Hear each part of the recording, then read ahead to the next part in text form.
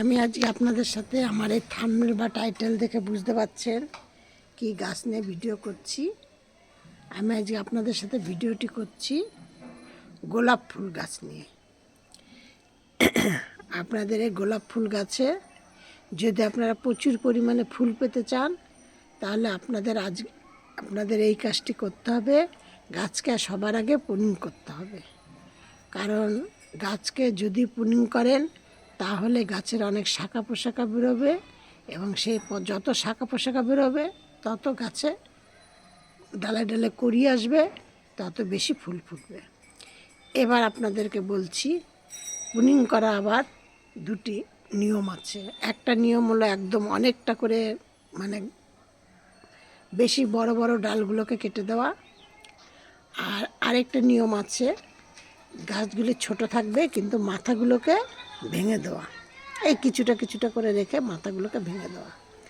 এবং আমার যাদের ছাদে গাছ আছে টবে, আমি মনে করি তাদের সেইভাবে করে করাটাই ভালো। আমি দেখুন আমার এই যে কত কুড়ি আসছে, এই দেখুন প্রচুর পরিমাণে কুড়ি আসছে আমার, কত দেখাবো দিয়ে যে আমি এই গাছকে কি দেই খাদ্য খাবার, আমি সেটা বলছি। আমি এই গাছের জন্য আমার এই যে এখানে দেখুন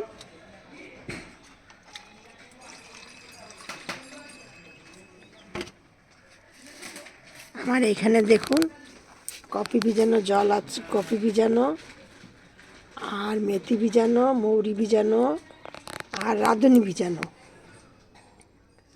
আর হলো কলার খোসা, ডিমের খোসা, এগুলি ভিজানো আছে।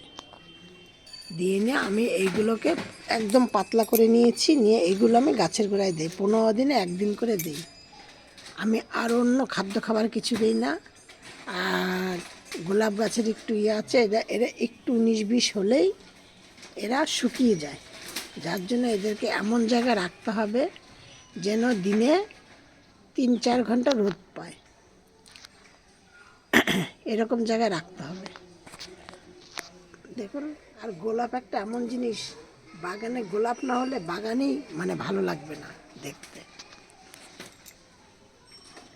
আমি এই জলটাকে আমি প্রত্যেকটা গাছের গোড়ায় দিয়ে দিই, 15 দিনে একদিন করে দেই।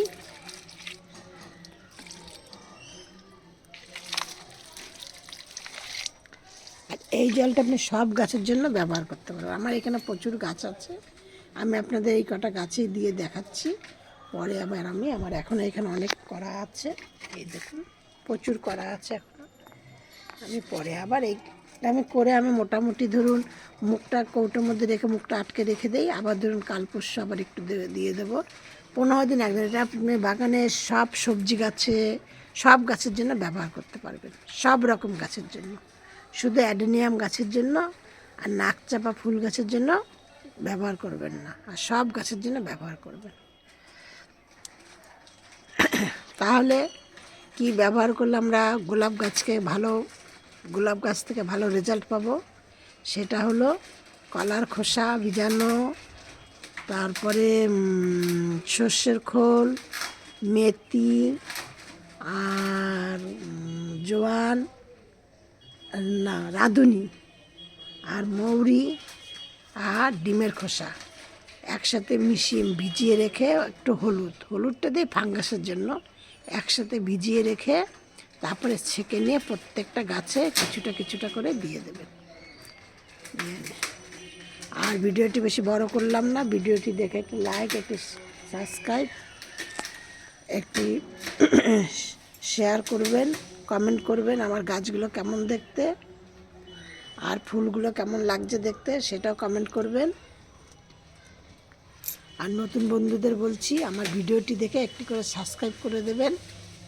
সব বন্ধুদের সবাইকে বলছি সব ভালো থাকুন, সুস্থ থাকুন। নেক্সট ভিডিও আবার করব। আমি চম্পা ব্লগ থেকে ভিডিওটি করছি।